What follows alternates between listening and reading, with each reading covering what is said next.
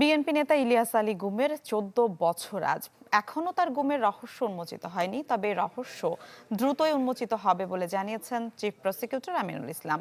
জানান, এ নিয়ে তদন্ত করছে ট্রাইব্যুনালের তদন্ত সংস্থা। RICL TMX, যুগের পর যুগ স্থাপনা থাকে মজবুত। এই মহান সংসদে দাঁড়িয়ে আমিও জানতে চাই ইলিয়াস আলী কোথায়।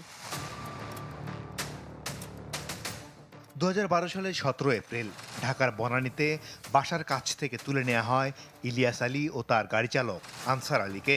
এরপর থেকে তার হদিস মেলেনি। সময় যত গড়িয়েছে, গল্পের ডালপালা তত ছড়িয়েছে ইলিয়াস আলীকে নিয়ে। তাকে ফিরে পাওয়ার আশা ছেড়ে দেয় পরিবারও।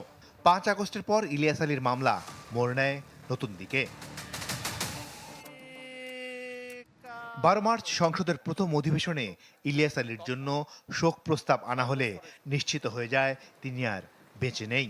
এর আগে ট্রাইব্যুনালে তদন্ত প্রতিবেদন দাখিল ও আইনশৃঙ্খলা বাহিনীর এক সদস্যের জবানবন্দিতে বেরিয়ে আসে চাঞ্চল্যকর তথ্য। এছাড়াও ডিজিএফআইয়ের সাবেক মহাপরিচালক মামুন খালেদের দেয়া তথ্যের সূত্র ধরে আরেক গুরুত্বপূর্ণ সাক্ষীকে জেরা করবে ট্রাইব্যুনাল। এর মাধ্যমে ইলিয়াস আলীর ভাগ্যে কি ঘটেছিল তার প্রকৃত কারণ জানা যাবে বলে আশা চিফ প্রসিকিউটরের। ইলিয়াস আলী সাহেবকে যারা ফলো করেছে, ওই কল লিস্ট থেকে আমরা পেয়েছিলাম যে এই কল লিস্ট যারা ফোনগুলি যারা ব্যবহার করেছে সেদিন, তারা ইলিয়াস আলীকে সেদিন তারা ফলো করেছিল। আরও কিছু তথ্য আমরা পেয়েছি যেগুলো আপনি দেখতে পাবেন যে আমাদের জিয়াউল হাসানের যে মামলাটা চলছে সেখানে কিছু কিছু সাক্ষীর বক্তব্য থেকে আমরা ইলিয়াস আলীর কানেকশনে কিছু এভিডেন্স আমরা ইতিমধ্যে সংগ্রহ করেছি। হয়তো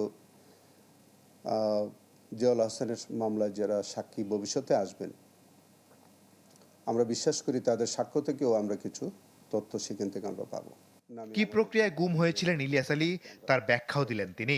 আমরা ইলিয়াস আলীর এই তদন্তের বিষয়ে আমরা খুব জোরালো তৎপরতা আমরা চালাচ্ছি।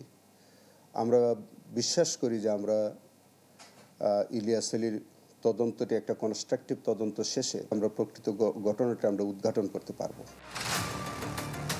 মানবাধিকার কর্মী নূর খান বলছেন, সরকার আইনের সঠিক প্রয়োগ করলে শুধু ইলিয়াস আলী নয়, সব গুমের রহস্য উন্মোচন করা সম্ভব। শুধুমাত্র ইলিয়াস আলী না, আমাদের অধিকাংশ ঘটনার তথ্য অনুসন্ধান করা হয়েছে। আমাদের অনুসন্ধান রিপোর্টে এই বিষয়গুলি আমরা স্পষ্ট করেছি এবং এইটি আপনার সরকার যদি উন্মুক্ত করে দেন তাহলে আপনারা এটা পাবেন। ঊর্ধ্বতন মহল অর্থাৎ রাজনৈতিক নেতৃত্বের নির্দেশনার ছাড়া শুধুমাত্র বাহিনীর পক্ষে এই জিনিসগুলি কন্টিনিউ করা সম্ভব না। ক্ষমতাচ্যুত প্রধানমন্ত্রী শেখ হাসিনার নির্দেশে ইলিয়াস আলীকে গুম করা হয় বলে ডিবির জিজ্ঞাসাবাদে স্বীকার করেন মামুন খালেদ। আল্লাহর মেহেরবানিতে এই হাতের বিস্তৃতি বাংলাদেশের ৫৫,০০০ বর্গ মাইল পর্যন্ত। মাসুদুর রহমান, চ্যানেল 24, ঢাকা।